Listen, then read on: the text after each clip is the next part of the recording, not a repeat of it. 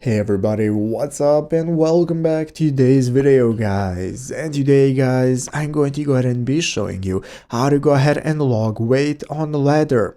This is a very simple thing to do, so make sure to watch this quick and easy video till the very end, follow my steps correctly so you can make sure that this works the same for you and you can do this yourself.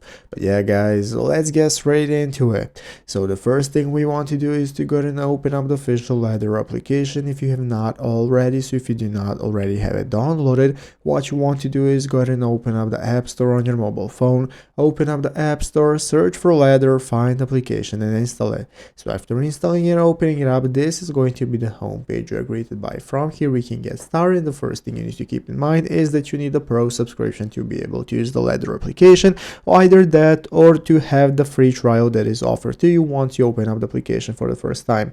So once you've done that, now we can get started with choosing our theme. Right here in the bottom right corner we have the theme section that is going to enable us to select what part of the theme we want to be, and here you can go and select different workouts based on your theme.